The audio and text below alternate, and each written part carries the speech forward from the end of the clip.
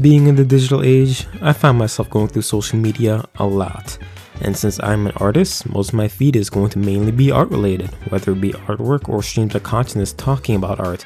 And while going through the wasteland known as Twitter, I came across a tweet of someone asking if anyone's good at drawing Persona 5 styled art. And the replies were filled with people demonstrating their skill at doing, well, Persona styled art. And it got me thinking, what exactly is the Persona art style, so to speak, and why is it so appealing, and why do many people try to draw on that art style? Now, to start off, I think it needs to be said, but when people say the Persona art style, they mostly mean the art styles Persona 3 to 5 and some spin-offs included. Basically all the Persona games that had Shigenori Sawajima as the main character designer, because I highly doubt they're going to replicate Kazuma Kaneko's style, the character designer for Personas 1 and 2, as well as other Atlas games like Shin Megami Tensei and Digital Devil Saga, which, I probably should do a video on him, eventually. I did, however, do a video on Sawajima, talking about his artistic journey and how his art style developed over time. But in this video, I'll be zoning in on the practical application of his style in terms of how you might want to replicate it or incorporate aspects of it to your own art style. Now, when discussing the mainstream Persona art styles, I think we could break it down into two-ish sections. The cel shading style, which is used for the character sprites and some character illustrations, and the scratchy loose style with flat colors and strong black areas sprinkled here and there in some other illustrations.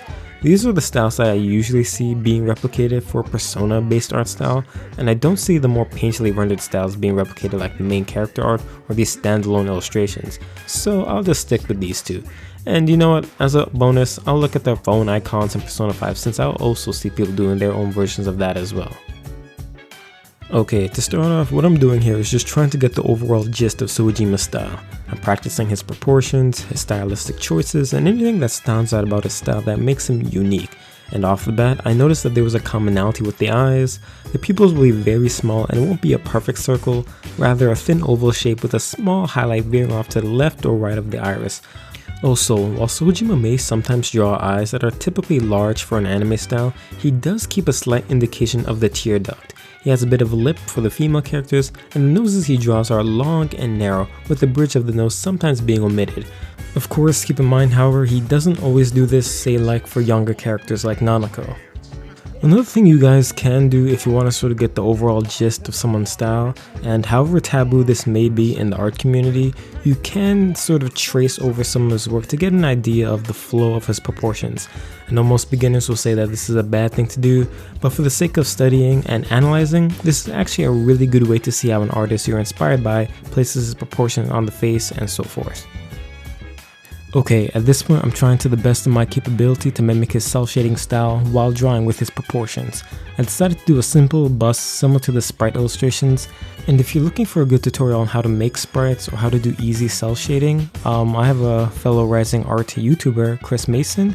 He made a tutorial on how to do both these things, so go check him out. He has really good content. I really recommend you watching his videos if you want to know how to do cel shading and how to make sprites. Now, one thing I noticed in particular with his cel shading is that the overall skin shade tends to get ever so slightly darker and warmer when going down the face. It's subtle, but it's there. And since this is cel shading, I'm not going to be blending anything. Most changes in value and hue are going to be separated with hard edges instead of soft ones. And this was the end result. Again, it's not perfect. In fact, I'm gonna be honest, I haven't drawn in the anime style in a good while, so bear with me with this one. Next is his flat color illustrations. Again, reminding you guys that this is going to be very rough. I'm only trying to get the feeling of his style. Sawajima tends to go very loose and sketchy with it anyway, so I decided to do the same with my approach too. Although I think I may have gone a bit too loose with it. Unlike cel shading, I'm going to be only using flat tones. There's no light source or any external factors when rendering this illustration, so you just pick a color and go straight in. What I like about this particular style is the stark black areas. It really gets you to practice a graphic element in your art, which I'll go more into depth in the next style.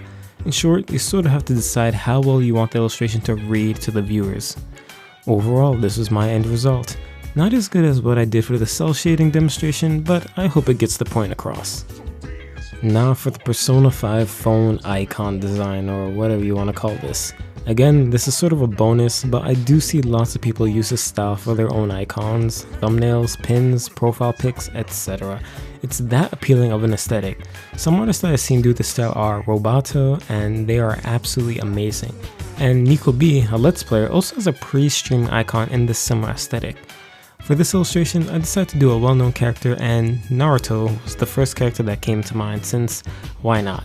Since this is a black and white image, again, just like the previous style, you will have to keep shape design in mind. Looking at the icons used in the game, the majority of the figures are in stark black, so you're going to have to decide where it will be best to put those major shadows in, and how you'll be able to convey the form with just black and white. It's almost as if you're creating a logo of some sorts. I decided to put most of my shadows on the left side while adding some minor screen tones and a red accent to keep in line with the Persona 5 aesthetic. Somehow this became the one that came out the best for me personally, but you know, tell me what you guys think. Are these good enough to convey what the Persona art style is? Do you think they suck? And while you guys are at it, tell me why you like the Persona art style so much. It's been on my mind for a while since I saw that Twitter post. It's been circulating and I see a lot of people do this Persona art style, so I'm curious what you guys think.